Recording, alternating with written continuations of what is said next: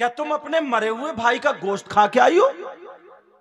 दोनों औरतें, उनकी आंखों में नींद, उनकी आंखों में आंसू आ गए और कहने लगी, आका हमने गोश्त नहीं खाया। बस आखिरी जुमले सुन ले, फिर उसके बाद शोर था क्योंकि बारिश भी आ गई। तवज्जो रखे मेरी तरफ। कहा मरे हुए भाई का गोश्त खा के आई हो? दोनों औरतें कहने लगी, आका हमने नहीं खाया। दूसरी मर्तबा फिर नबी ने फरमाया, तुम मरे हुए भाई का गोश्त खा के आई हो? आका हमने नहीं खाया। तीसरी मर्तबा फिर कहा कि तुम अपने मरे हुए भाई का गोश्त खा के आई हो? कितने गांव ऐसे हैं, कई जगह हमने ये सुना है कि फलाने की औरत पे मियां आ रहे हैं, फलाने की औरत पे सवारी आ रही है, फलाने की औरत पे वो मियां आ रहे हैं, वो मियां आ रहे हैं। अगर ये मसला जो मैं बता रहा हूं अगर गलत साबित कर दो तो मुंह मांगा इनाम नाजिम साहब के जरिए मुझे बुलवा लेना, मेरी गर्दन मार देना, पूरी दुनिया के मौलवियों से टकरा लो। इसलिए जो बात कहूंगा जिम्मेदारी से बोल के जाऊंगा, जो बात कहूंगा पूरी जिम्मेदारी से बोल के जाऊंगा। ऐसे ही नहीं, पूरे हिंदुस्तान में ये मेरे आला हजरत का सदका है, ये इन बुजुर्गों की दुआएं, जो बोलता हूं सुनो प्यारे, सुनो प्यारे सुनो। मसला ये है, मसला ये है। क्या मसला है? ये पूछो। किससे पूछोगे? किसी मुफ्ती से मत पूछो। हो सकता है ये कह दे मैं तुम्हारी बात नहीं मानता, हो सकता कोई ये कह दे इनकी बात नहीं मानता। फिर किससे पूछोगे? मजहब इस्लाम से पूछोगे। क्या पूछो? मसला ये है, ये पूछो, ऐ इस्लाम तू बता, क्या कोई दुनिया में ऐसी औरत है जिस पे कोई अल्लाह वाले की सवारी आ सकती है? या कोई आदमी ऐसा है दुनिया में, कोई भी आदमी ऐसा है जिस पे अल्लाह वाले की सवारी आ सकती है? या कोई औरत ऐसी है? सुनो, अगर तुम्हारे गांव में किसी पे कोई मियां आता हो तो आज बता देना, या तो वही मियां नहीं या फिर यही मियां नहीं। समझ में आ रही है बात? सुनो, मसला ये आता है, क्या कोई दुनिया में कोई भी औरत ऐसी है जिस पे कोई मियां आ सकता है, या किसी अल्लाह वाले की सवारी आ सकती है, या कोई मियां की सवारी आ सकती है? कोई आदमी या औरत ऐसा है? तो सुनो, मजहब इस्लाम ये कहता है पूरी दुनिया के मौलवियों से टकरा लेना, अगर गलत साबित हो जाए तो मुझे बुला के गर्दन मार देना, वरना नबी की शरीयत जो तुम्हें पैगाम है वो दे के जा रहा हूं। अपने ईमान को संभाल के रखना, अपने अकीदे को संभाल के रखना, अपने दीन को संभाल के रखना। इस्लाम से पूछो, इस्लाम तू बता, क्या दुनिया में कोई आदमी ऐसा है, क्या कोई औरत ऐसी है जिस पे किसी अल्लाह वाले की सवारी आ सकती है, या कोई मियां आ सकता है? तो इस्लाम ये कहता है किसी औरत पर, किसी आदमी पर, इस्लाम ये कहता है किसी आदमी, किसी औरत पर कोई अल्लाह वाले की सवारी नहीं आ सकती, कोई अल्लाह वाला नहीं आ सकता। अगर वो कहती है या कहता है तो वो झूठा है, झूठा है, झूठा है। हमारा मजहब इस्लाम सच्चा है, सच्चा है, सच्चा है। हमारा दीन सच्चा, हमारा मजहब सच्चा, हमारा कुरान सच्चा, हमारी शरीयत सच्ची, हमारा नबी सच्चा, हमारा इस्लाम सच्चा, और इस्लाम को मानने वाला मुसलमान सच्चा।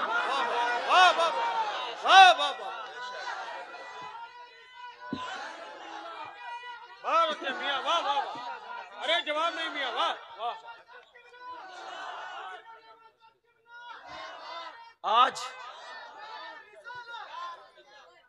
आज गुंडागर्दी मचा रखी है। यह है बरेली का मसलक। समझ में आ रही है? तवज्जो रखो। उनको मेरी बात बहुत बुरी लगती है जो ये नाटक करते हैं, मगर तुम जानते हो आज करबला के नाम पर, हुसैन पाक के नाम पे सब मचल जाते। मालूम है क्यों करबला में हुसैन पाक क्यों गए थे? क्या उन्हें अपने बच्चे प्यारे नहीं थे? तुम्हें अपने बच्चे इतने प्यारे, तबीयत खराब है रो रो के फोन कर दो, सही साहब दुआ करियो, पेट में दर्द है। उन्हें अपने बच्चे प्यारे नहीं थे? क्यों गए थे? ये दिखा दिया था दुनिया वालों को। बात इतनी थी, यजीद ये कहता था हुसैन मेरे हाथ में हाथ दे दें, बैअत कर लें, सब बच जाएंगे। मगर हाथ में हाथ क्यों नहीं दिया? बैअत क्यों नहीं की? यजीद फासिक था, फाजिर था, शराबी था, जानी था, गुनहगार था, मुजरिम था। हुसैन ने अपने आप को नहीं देखा, शरीयत मुस्तफा को देखा।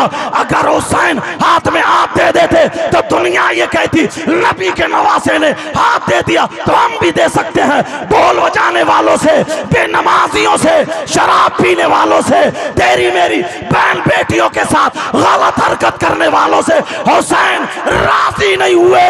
करबला में अपने बच्चे दे दिए, अपने आप को दे दिया, दुनिया वालों को दिखा दिया। सुनो, हुसैन वो है जो अपने आप को दे सकता है मगर नाना के दीन को सौदा नहीं कर सकता। समझ में आ गई बात? यही आज है। कितने लोग हैं आज ऐसे, तुम इतने सीधे हो, इतने भोले हो कि मत पूछो। तुम्हें तो मिल गया बस, तुम कह दो साहब हमने नहीं देखा कि कैसा मियाँ, कैसा पीर, कैसा क्या, हमने तो ये देखा बहुत पहुंचा हुआ।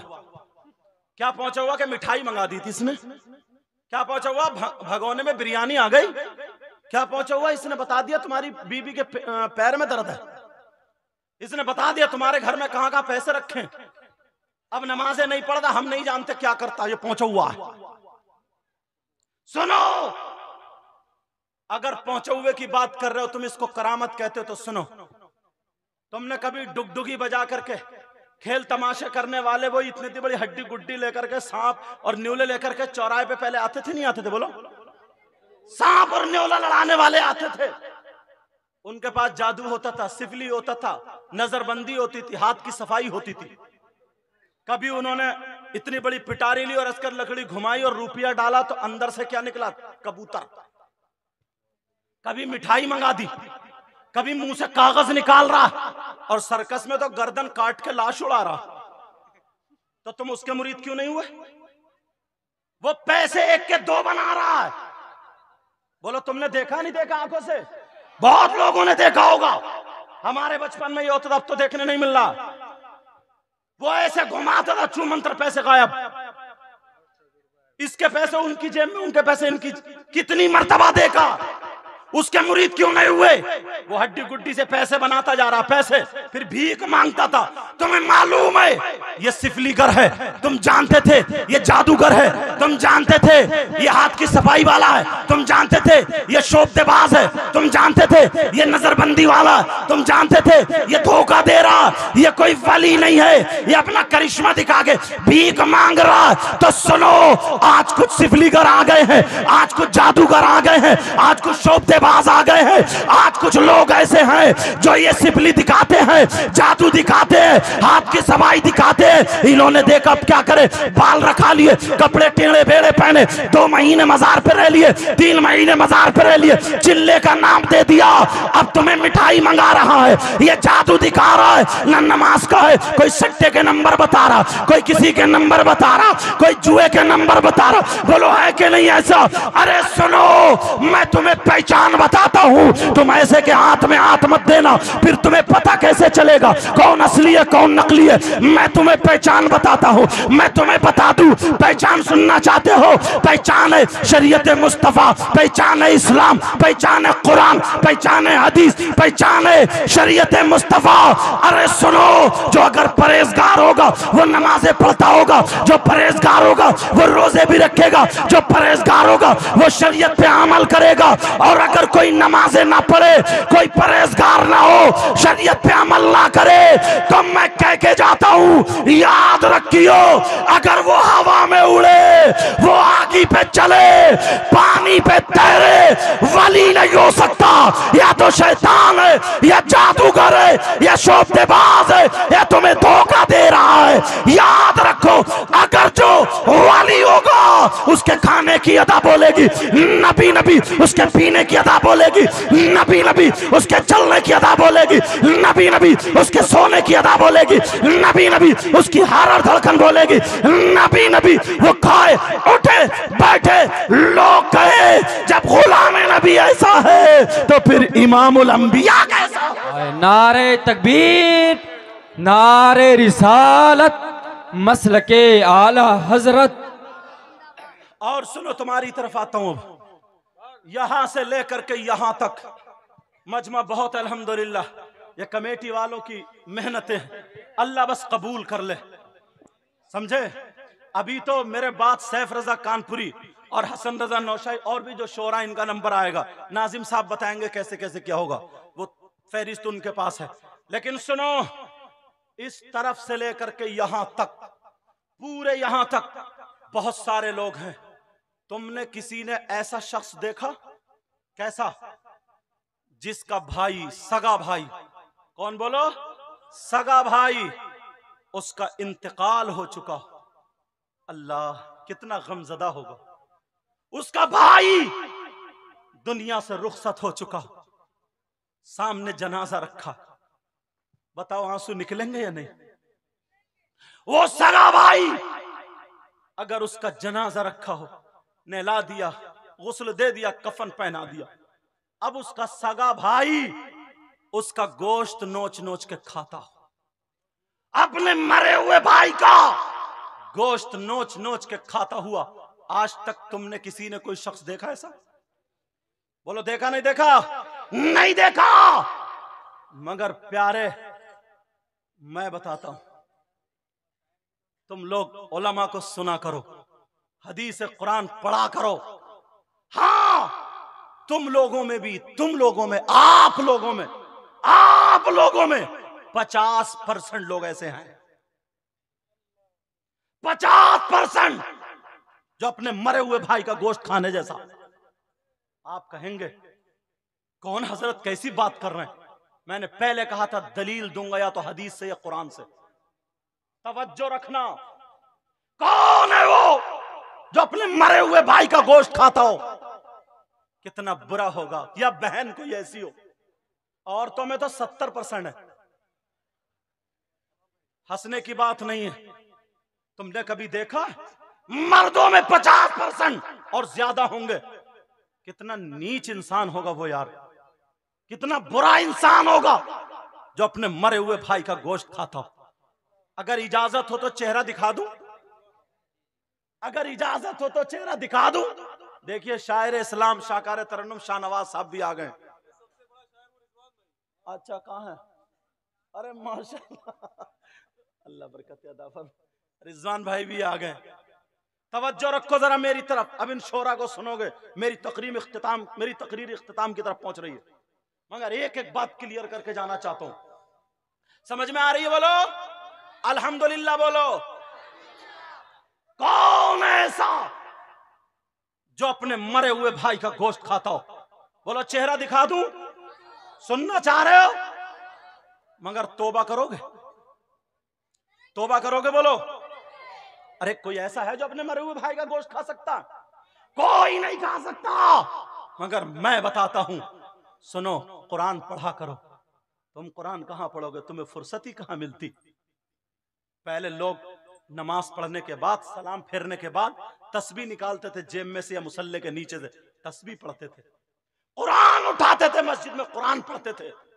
और अब तो मोबाइल निकालेगा जेब में से और देखे कोई SMS तो नहीं आया, कोई कॉल तो नहीं आई है, सलाम फेरते ही मोबाइल पे। ध्यान कहां है? किधर है? तवज्जो कहां है?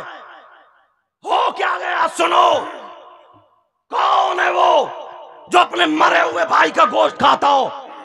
अल्लाह फरमाता, कितने लोग ऐसे हैं जो एक दूसरे की गीबत करते हैं, कितने लोग ऐसे हैं जो चुगली करते हैं, पीठ पीछे बुराई करते हैं।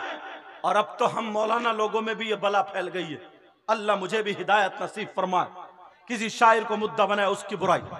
सुनो, कौन है वो जो मरे हुए भाई का गोश्त खाने जैसा हो? कितने लोग ऐसे हैं जो गीबत करते हैं, जो चुगली करते हैं, जो बुराई करते हैं, पीठ पीछे बुराई करते हैं। कोई चौराहे पे बुराई कर रहा, होटलों पे खड़े होकर बुराई कर रहा, मौका मिला तो बुराई कर दी। नमाज पढ़ के मस्जिद के गेट पे तेरी बुराई मेरी बुराई, ईदगाह से ईद की नमाज पढ़ के तेरी बुराई मेरी बुराई। मगर प्यारे सुन ले, अल्लाह फरमाता है, मैं कुरान की आयत पढ़ने जा रहा हूँ। अल्लाह फरमाता है, बिस्मिल्लाहिर्रहमानिर्रहीम, रहीम वला यग़तब बादुकुम बादा अयुहिब्बु अहदुकुम अन याकुला लहमा अखीही मैतन फकरीतुमू। कुरान का फरमान है, अपने घर जाकर के इसका तर्जमा देख लेना। अल्लाह कहता है अगर कोई आपस में एक दूसरे की गीबत करता है, एक दूसरे की चुगली करता है, पीठ पीछे बुराई करता है, तो मेरा मौला फरमाता है गीबत करने वाला, चुगली करने वाला, पीठ पीछे बुराई करने वाला, गीबत करने वाला ऐसा है जैसे मरे हुए भाई का गोश्त खाने वाला। पूरी दुनिया गलत हो सकती है मगर अल्लाह का कलाम गलत नहीं हो सकता। प्यारे कुरान का एक एक लफ्ज सच्चा है। कुरान कहता है गीबत करने वाला ऐसा है जैसे मरे हुए भाई का गोश्त खाने वाला, चुगली करने वाला ऐसा है जैसे मरे हुए भाई का गोश्त खाने वाला। आज के बाद तुम्हें किसी की गीबत नहीं करनी, आज के बाद तुम्हें किसी की चुगली नहीं करनी, आज के बाद किसी की पीठ पीछे बुराई नहीं करनी। अपनी जबान को बंद करना। बैठो बैठो, क्या हो रहा है? बैठो बैठो, माशाल्लाह, बैठिए भाई भाई भाई। अच्छा बैठिए। अरे यार इतना डर गए आप, इतनी लंबी तकरीर। आप के मंजर हुसैन वाले हैं, हवा से कह दो कि आ जाए आंधियां लेकर, मेरे चिराग के तेवर हुसैन वाले। यार तो इतनी मजबूती के साथ हुसैनी बन के बैठे हुए हो और बूंदाबांदी से आप भागते हो यार। आए? अल्लाह की रहमत से भागना चाहिए क्या? बैठिए, फौरन बैठ जाओ बेटा, बैठ जाओ। अरे इतनी शानदार तकरीर हो रही थी, क्यों बिला वजह आप लोग खड़े हो गए यार? बैठिए, तशरीफ रखिए फौरन। ए बैठो बैठो, जब बहुत ज्यादा बारिश होगी सबसे पहले मैं भागूंगा इंशाल्लाह। हाँ लेकिन बैठो तो अभी यार, बैठो। ए इसको बैठो, इसको। ए बाबू ए बैठो यार ना। ए भैया बैठो। हाँ ए तुम भी बैठ जाओ, बैठ जाओ। हजरत मुफ्ती साहब 1 मिनट टाइम दीजिए, 1 सेकंड बस। हाँ ए चैनल वाले बैठो बैठो बैठो, वरना कहीं मैं बोल दिया तो सब बंद हो जाएगा। हाँ ये तौहीद भाई, रियाज एजेंसी, ये सारे लोग बैठे हुए हैं, बाकी लोग बैठे हुए हैं, तो सुन लीजिएगा। पहली बात आप मोबाइल बंद कीजिए, अपनी तकरीर तो सुनो भाई। इतनी अच्छी तकरीर हो रही है उसके बावजूद भी आपका ये हाल है। अगर एक आदमी भी उठकर गया तो समझो उसकी खैरियत नहीं है। जहां हजरत तकरीर करना जानते हैं, वहां जहां के हालात खराब हो वहां मार भी कर लेते हैं। हाँ तो सुनो अब तकरीर माशाल्लाह। हाँ मियाँ करम फरमाए, नारा लगा दूं, नारे तकबीर। और मिलके बोलो, जैसे भी भाग रहे थे ऐसे ही बोलो, नारे तकबीर, नारे रिसालत, मसलके आला हजरत, महफिले सरकारे गौसुल आजम अल्लामा सैयद मुकीमुर रहमान साहब क़िबला। माशाअल्लाह। कलमा शरीफ पढ़िए सब लोग, कलमा शरीफ पढ़ें। ला इलाहा इल्लल्लाहु मुहम्मदुर रसूलुल्लाह सल्लल्लाहु ताला अलैहि वसल्लम। और पढ़िए एक मरतबा, ला इलाहा इल्लल्लाहु मुहम्मदुर रसूलुल्लाह सल्लल्लाहु ताला अलैहि वसल्लम। बुजुर्गों को ताक पसंद है। और पढ़िए, ला इलाहा इल्लल्लाहु मुहम्मदुर रसूलुल्लाह सल्लल्लाहु ताला अलैहि वसल्लम। अल्लाह का फरमान,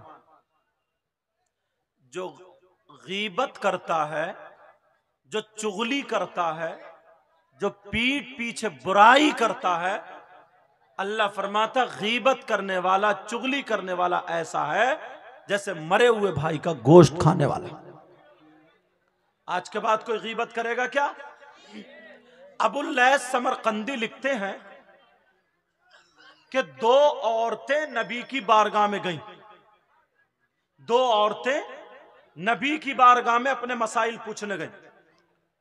मसाइल के बाद आका इरशाद फरमाते हैं, उन दोनों औरतों से कहते हैं, क्या तुम अपने मरे हुए भाई का गोश्त खा के आई हो?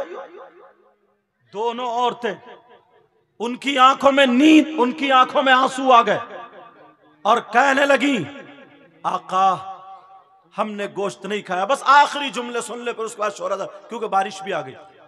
तवज्जो रखे मेरी तरफ। कहा मरे हुए भाई का गोश्त खा के आई हो? दोनों औरतें कहने लगी, आका हमने नहीं खाया। दूसरी मर्तबा फिर नबी ने फरमाया तुम मरे हुए भाई का गोश्त खा के आई हो। आका हमने नहीं खाया। तीसरी मर्तबा फिर कहा कि तुम अपने मरे हुए भाई का गोश्त खा के आई हो। दोनों कहने लगी आका कौन भाई है, कौन बहन ऐसी होगी जो अपने मरे हुए भाई का गोश्त खा सकती है। आका कसम है रब्बे जुल जलाल की, आका कसम है रब्बे काबा की, आज हमने मरे हुए भाई का तो अलग रहा, आज हमने हलाल गोश्त भी नहीं खाया है, आज हम गोश्त खा के नहीं आए हैं। तो नबी खड़े हो गए। खड़े होने के बाद कहा उठो उठो खड़ी हो और उधर जाओ। उधर जाकर के अपने हल्क में उंगली डालो।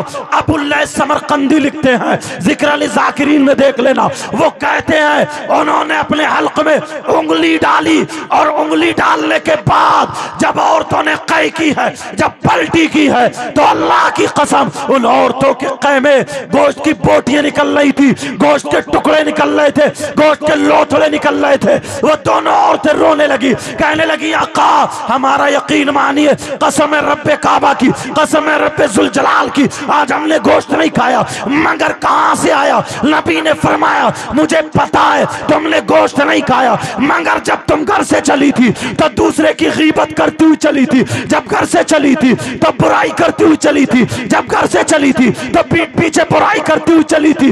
नबी ने फरमाया गीबत करना ऐसा है जैसे मरे हुए भाई का गोश्त खाना। उन्होंने कहा आका हमने गीबत तो की है, आज के बाद तौबा करो। सारे लोग हाथ उठाओ और हाथ उठा करके तौबा करो, बोलो या अल्लाह आज के बाद हम गीबत नहीं करेंगे, मौला हमारे गुनाहों को माफ फरमा दे, आज के बाद तमाम गुनाहों से बचते रहेंगे, मौला हमारे गुनाहों को माफ फरमा दे। आखिरी बात, जल्दी से आखिरी बात, ये रह ना जाए, बहुत सारे लोग इसमें रहते हैं। नाजिम साहब बस एक मिनट, आखिरी बात, जी जी हुजूर, तवज्जो। हालांकि मौसम सही होता तो और बोलता, लेकिन सारे हमारे मेहमान हैं। जी जी कोई शख्स ऐसा है, वो शख्स कितना बुरा होगा, आखिरी जुमला दिल पे लिख लेना, वो शख्स कितना बुरा होगा।